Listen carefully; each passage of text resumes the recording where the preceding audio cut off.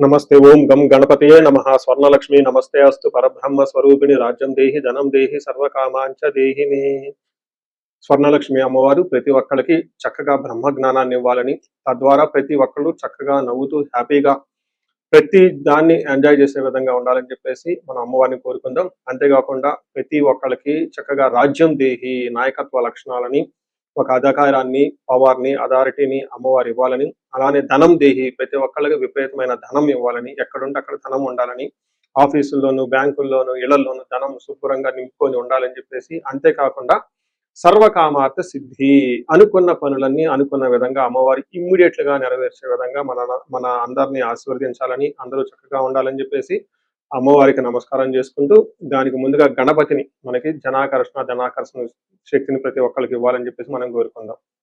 ఈ రోజు టాపిక్ మనం చూసుకుంటే గురువు మారుతూ ఉన్నారు. ఎప్పుడు మారుతూ ఉన్నారు? జూన్ 2వ తారీఖున గురువు మారుతూ ఉన్నారు.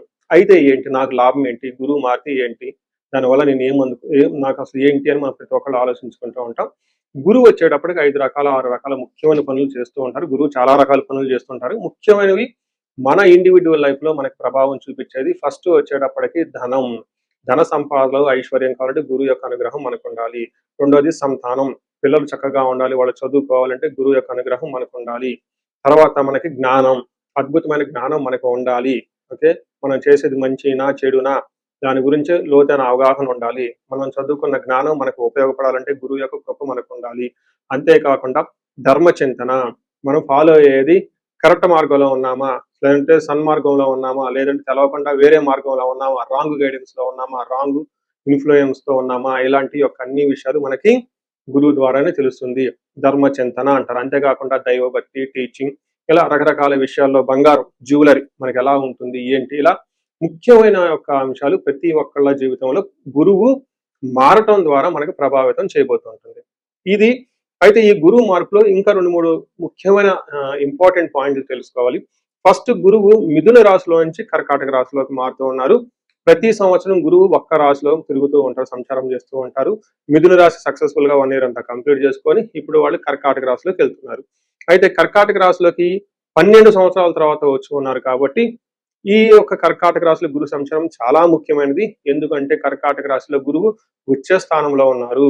మంచి చక్కగా ఈ సంవత్సరం అంతా పిల్లలు ఎవరు పుట్టినా కానీ వాళ్ళకి గురువు జాతకంలో వచ్చే స్థానంలో ఉండి మంచి యోగ్యతను ఇస్తూ ఉంటారని మనం చెప్పుకోవచ్చు. సో ఈ యొక్క ఉచ్చ స్థానంలో ఉన్న గురువు సంపూర్ణమైన ఫలితాన్ని, చక్కటి ఫలితాన్ని ప్రతి ఒక్కరికి ఇస్తూ ఉంటారు. అయితే వాళ్ళ యొక్క ప్రభావం 12 మనుషుల మీద ఉంటుంది. ఈ మనుషులందరూ 12 రకాల రాశులుగా విభజించడం జరిగింది. కొన్ని రాశులకి, చాలా వరకు రాశులకి అనుకూలంగాను, కొన్ని రాశులకు ప్రతికూలంగాను, కొన్ని రాశులకి సామాన్యంగాను ఉండే అవకాశం ఉంటుంది.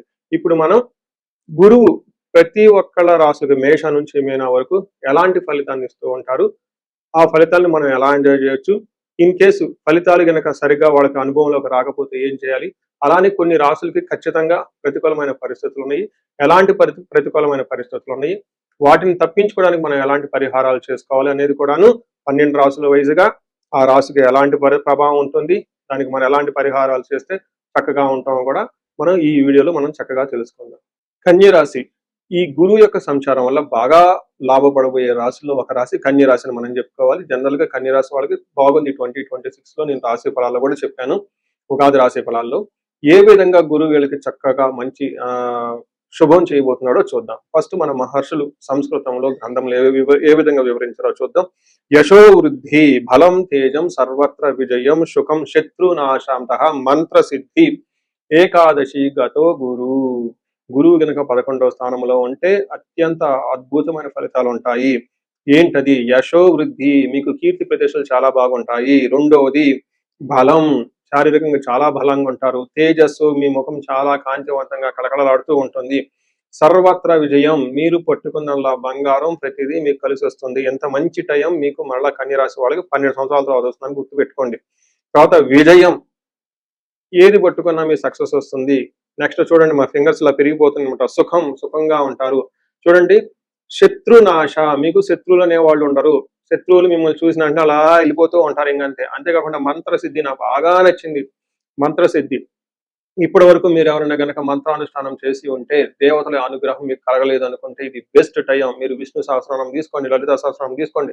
శ్రీ విద్యలో చాలా మంది చాలా మంది చేస్తూ ఉన్నారండి. ఈ మధ్య పాపులర్ కూడా అయిపోయింది శ్రీ విద్య గురించి. ప్రతి ఒక్కరు చాలా మంది మేము ఈ దశలో ఉన్నాం, ఈ దశలో ఉన్నాం, పంచాదశి, షోడశి రకరకాల మంత్రాలన్నీ మేము తీసుకున్నామని చేస్తున్నారు. ఇలాంటి వాళ్ళకి మంత్రసిద్ధి వస్తుంది. లక్ష్మీనరసింహస్వామి ఎనీ మంత్రం మీరు తీసుకోండి, ప్రాక్టీస్ చేయండి. గాయత్రి మంత్రం ఇలా మంత్రసిద్ధి మీకు ఏదైనా కనుక చేస్తే మంత్రసిద్ధి వస్తుంది. చూసారు కదా, ఒక్క గురువు వల్ల మీకు 8 రకాల లాభాలు అయితే రాబోతున్నాయి. ఇది బెస్ట్ టైం అని మీరు గమనించుకోవాలి. దీనితో పాటు మ్యారేజ్లకు అనుకూలంగా ఉంటుంది. అన్నాదమ్ముల మధ్య సమస్యలు ఉంటే సమస్యలన్నీ పోతాయి. పిల్లలు పుట్టే అవకాశం ఎక్కువగా ఉంటుంది. సో చూశారు కదండి, ఈ రాశి వాళ్ళకి గురువు ఎంత చక్కటి బెనిఫిట్లు అయితే మీకు ఉన్నాయని, ఈ టయాన్ని మీరు సద్వినియోగం చేసుకుంటే మీకు ఇంకా ఇంకా చాలా బాగుంటుంది. ముఖ్యంగా హైయర్ ఎడ్యుకేషన్ లో ఉన్న వాళ్ళకి, ప్రమోషన్స్ లో ఉన్న వాళ్ళకి, మేనేజ్మెంట్ పొజిషన్ లో ఉన్న వాళ్ళకి, రాజకీయ నాయకులకి, తర్వాత ప్రజల మీద వాళ్ళ హితం కోరి వాళ్ళకి మంచి చేయాలి అని మీకు ఎవరికైనా ఒక సత్సంకల్పం ఉన్న వాళ్ళకి చాలా చక్కగా ఇది కలిసి వచ్చే టైం. అంతేకాకుండా ఎవరైనా ఆశ్రమాలు పెట్టుకోవాలి, హోమాలు చేయించుకోవాలి, యజ్ఞాలు చేయించుకోవాలి, వీళ్ళందరికీ చాలా చాలా కలిసి వస్తుంది. పిహెచ్డి చేయాలి, పీజీ చేయాలి, ఇలాంటి వాళ్ళకి చాలా బాగా కలిసి వస్తుంది. ఇంకా ఈ రాశిలో ఉన్న వాళ్ళకి డాక్టర్ అయ్యే అవకాశం చాలా ఎక్కువ మంది ఎవరైనా ట్రై చేస్తూ ఉంటే గురు బలం వల్ల చక్కగా డాక్టర్ అయ్యే అవకాశం కూడా చాలా ఎక్కువగా ఉంటుంది. సో చూశారు కదండి, 12 సంవత్సరాలకు మరలా వచ్చే అవకాశం మీకు ఇప్పుడు వచ్చింది. చక్కగా దీన్ని ప్రతి ఒక్కళ్ళు సద్వినియోగం చేసుకోవాలని కోరుకుంటున్నాను. ఇన్ కేసు మీరు ఇండివిడ్యువల్ లైఫ్లో ఏదైనా ప్రాబ్లం అని మీకు అనిపిస్తే ఒకసారి ఖచ్చితంగా మీరు జాతకం చూపించుకోవటం అవసరం. జాతకాన్ని 2 సార్లు చూపించుకోవాలి. ఒకటి మనం అత్యంత అద్భుతంగా ఉన్నప్పుడు కూడా జాతకం చూపించుకోవాలి. అత్యంత కొంచెం ఇబ్బందుల్లో ఉన్నప్పుడు కూడా జాతకం చూపించుకోవడం చాలా అవసరం. మీకు అష్టైశ్వర్యాలు కలగాలని చెప్పేసి నేను కోరుకుంటున్నాను. నమస్తే. సో చూశారు కదా, గురువు ఈ రాశి వాళ్ళకి ఎలాంటి అనుకూల ప్రతికూలాలు తీసుకుని వస్తున్నారు, ఫలితాలు తీసుకుని వస్తున్నారు, అనుభవంలోకి రాబోతున్నాయో ఈ జూన్ నుంచి 2027 జూన్ వరకు, 2026 జూన్ నుంచి 2027 జూన్ వరకు ఎలాంటి ఫలితాలు ఉన్నారో మనం తెలుసుకుందాం.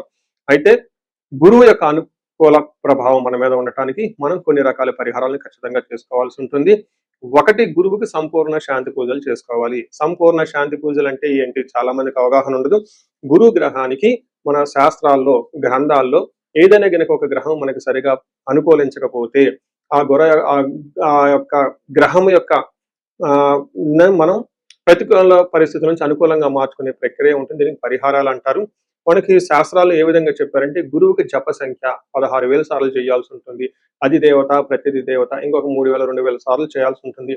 సుమారుగా గురుగ్రహానికి ఇటు అటుగా ఒక 20,000 సార్లు జపం చేయాల్సి ఉంటుంది. అలానే గురుగ్రహానికి తర్పణం చేయాల్సి ఉంటుంది, గురుగ్రహానికి దానం చేయవలసి ఉంటుంది, గురుగ్రహానికి హోమం చేయవలసి ఉంటుంది. ఇలా ఈ 4 రకాల ప్రక్రియలను ఎవరైతే చేస్తారో గురుగ్రహ సంపూర్ణ శాంతి పూజలు అంటారు. అయితే ఇండివిజువల్ గా వాళ్ళు చేసుకోవటం కష్టం కాబట్టి సద్బ్రాహ్మణుల్ని, దేవాలయాల్లో ఉన్న పండితుల్ని, లేదంటే గురువు యొక్క మంత్రాన్ని తీసుకొని వాళ్ళు కొన్ని లక్షల సార్లు, వేల సార్లు ఉపాసన చేసి చక్కగా సాధన చేసిన వాళ్ళ దగ్గరికి వెళితే ఆ మంత్రం వాళ్ళ ద్వారా సిద్ధించి గురువు యొక్క అనుకూలం మీకు అనుకూలంగా ఉంటుంది. ఇది కాకుండా గురువుకి సంబంధించిన దేవాలయాలు అంటే మేధా దక్షిణామూర్తి కానివ్వండి, లేదంటే హయగ్రీవ సంబంధించిన దేవాలయాలు చక్కగా విజిట్ చేయడం చాలా మంచిది. ఇంకా ముఖ్యంగా గురు గ్రహం యొక్క శాంతికి మీరు ఆశ్రమాలు చక్కగా విజిట్ చేయొచ్చు. భగవద్గీత, పురాణాలు, వేదాలు, వేదాంతాలు, ఇలా యాన్షియంట్ స్క్రిప్చర్స్, పురాతనమైన గ్రంథాలను తెలుసుకొని అర్థం చేసుకుంటే చాలా బాగుంటుంది. గురుగ్రహ శాంతి గురించి ఇంకొకటి ముఖ్యమైనదంటే, మీకు చదువు చెప్పిన గురువుల్ని వాళ్ళ దగ్గర ఆశీర్వాదం తీసుకోవడం చాలా ఇంపార్టెంట్. సాధువుల్ని, తర్వాత మీ ఇంటికి ఎప్పటి నుంచో అనాదిగా ఉన్న పురోహితులు, బ్రాహ్మణులు, వాళ్ళు మీకు మంచి చెడు చెబుతుంటారు. అలాంటి వాళ్ళని మీరు సత్కరించడం, గౌరవించడం, వాళ్ళకి దక్షిణలు ఇవ్వటం, ఇవన్నీ చేస్తే గురువు యొక్క గురు గ్రహం యొక్క అనుకూలం మీకు అనుకూలంగా ఉంటుంది. అంతేకాకుండా గురువు యొక్క అనుకూలమైన పరిస్థితులకి మీరు గురువులకు సంబంధించిన దత్త చరిత్ర చదువుకోవటం ఇంకా చాలా బాగుంటుంది. ఇంకా మీరు ఆశ్రమాలలో కనుక కొన్ని రోజులు కనుక టైం స్పెండ్ చేయగలిగితే అక్కడ యోగా చేయటం, మెడిటేషన్ చేయటం, ఇవన్నీ చేస్తూ ఉంటే గురు గ్రహం యొక్క బలం పెరిగి ఇప్పటిదాకా మనం చెప్పుకున్న పరిస్థితుల్ని చక్కగా ఇంకా మంచి అద్భుతమైన రిజల్ట్ వచ్చే అవకాశం ఉంటుంది. ఇన్ కేసు ప్రతికూలమైన పరిస్థితులు ఉన్నా కానీ ఆ ప్రతికూలమైన పరిస్థితులను అధిగమించి చక్కగా లైఫ్ అంతా ముందుకెళ్ళడానికి అంత అవకాశం ఉంటుంది. ఈ సంవత్సరం ఈ గురువు యొక్క కర్కాటక రాశిలో ఉన్నంత వరకు 12 రాశుల వారికి చక్కగా అష్టైశ్వర్యాలు కలగాలని, భోగభాగ్యాలు కలగాలని చెప్పేసి, చక్కగా ఉండాలని చెప్పేసి నేను కోరుకుంటున్నాను. నమస్తే.